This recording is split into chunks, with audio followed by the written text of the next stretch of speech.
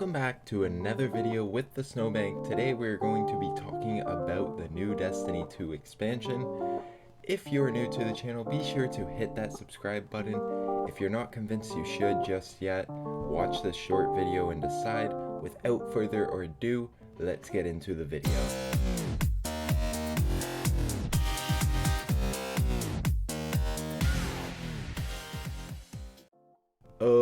Okay, if you're still here, that means you want to hear about the new expansion for Destiny 2.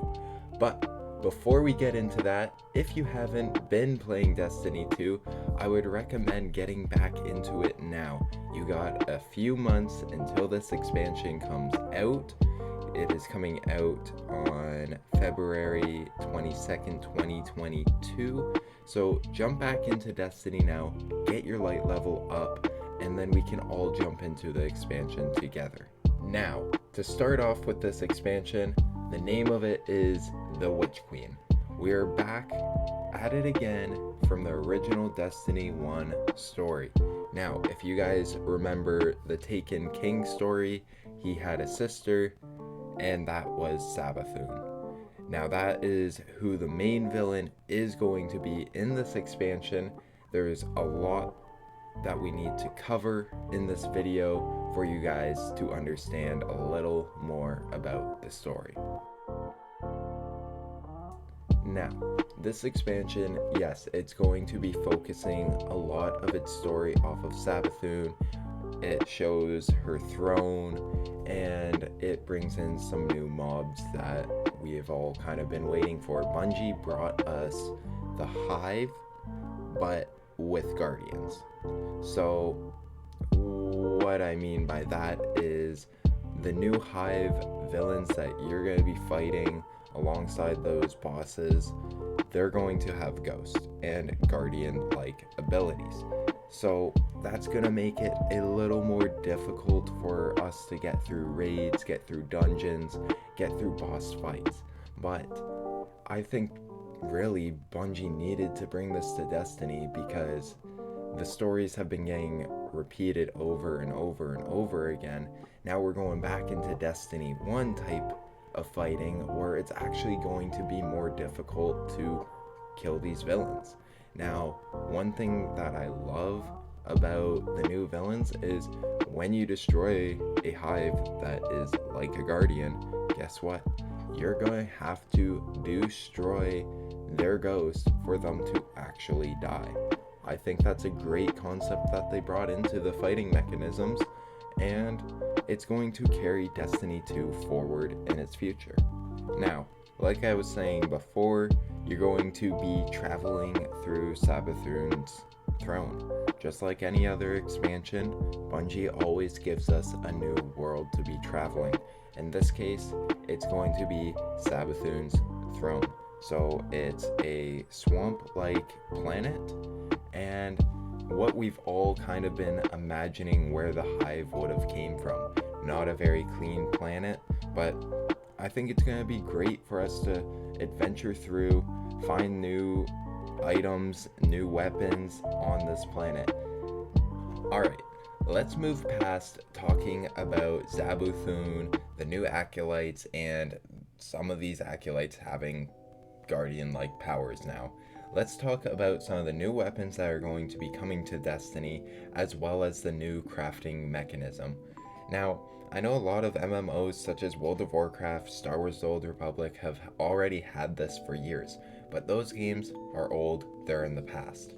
Destiny is jumping on that boat, which I think is a great idea since it is an MMO FPS game. Since we can get some sick guns from raids and dungeons, crafting's going to bring a new aspect to the game. We can make our weapons designated for our own Guardians, and we don't have to rely on the aspects of whatever gun you get from a raid. It's specific to that gun. For example, the glaive will be the first weapon to make in this new aspect of crafting.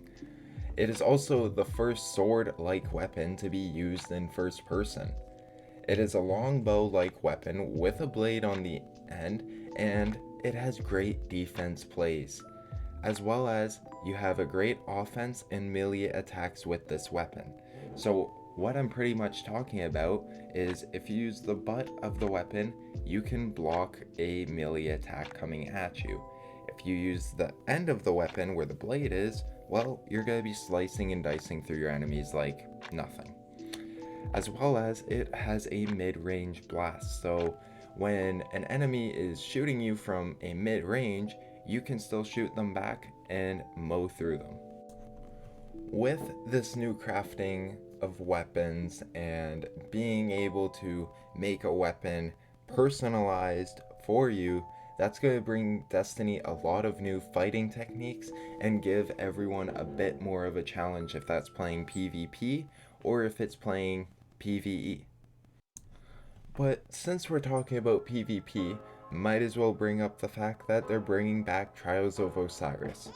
For those Destiny players that remember this competitive PvP mode, it was always a pain to get into one. Because before, you would need a 6-man fire team, pre-made, like you're going into a dungeon or going into a raid.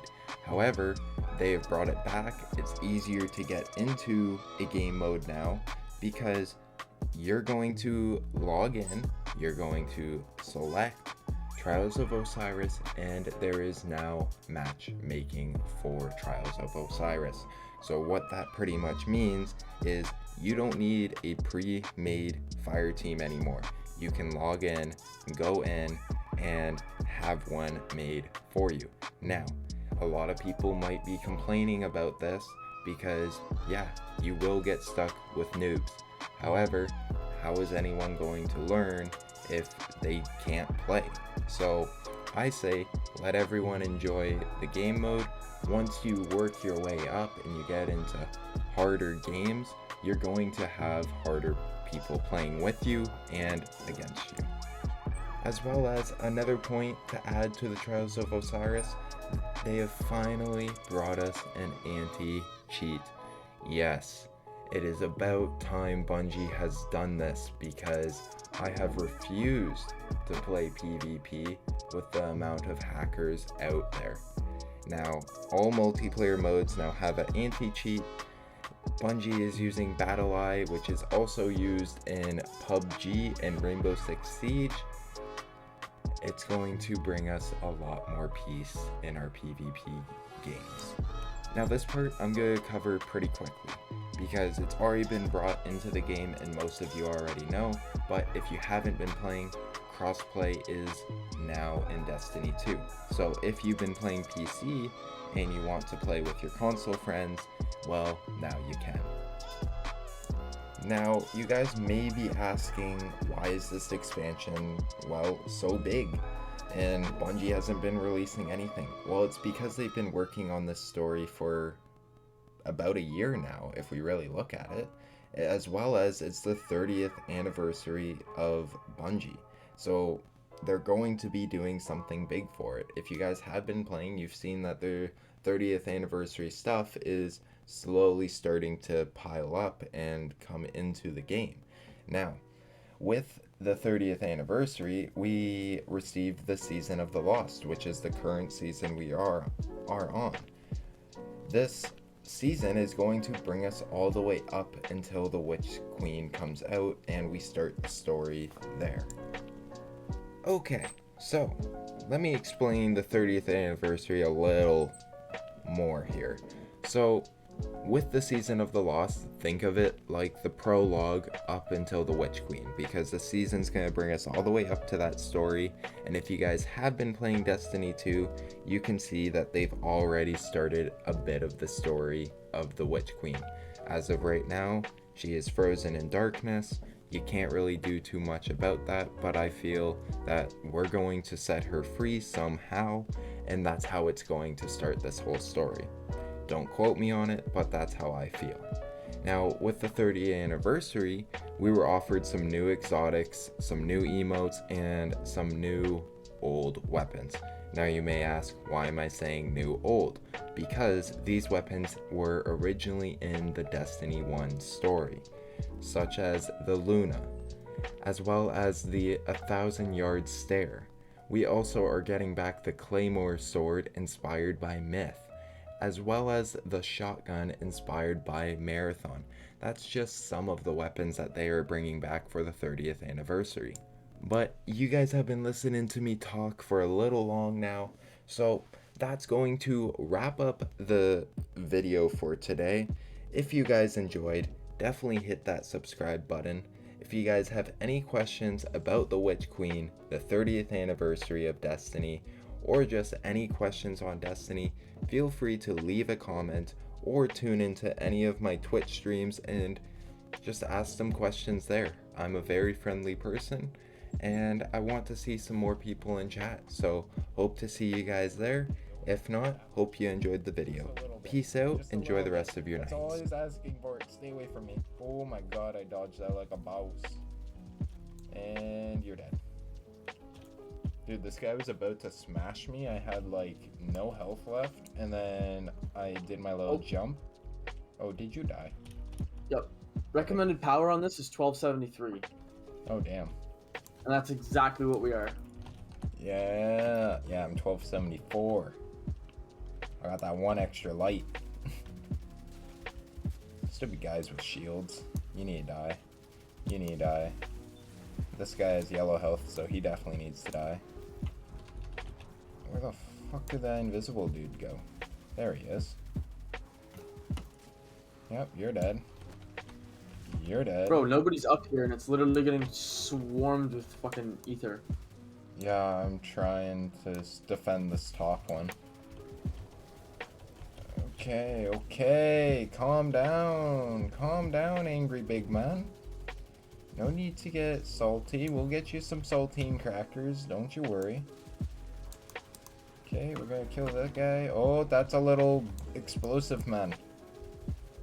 We don't want to die to the explosive zombie looking dude. That guy's dead. We're almost there. Oh my Jesus Christ, look at all this fucking blue shit flying around. Yep. I'm trying to destroy some of that, because that is a lot. If I put a protective grenade, that didn't work.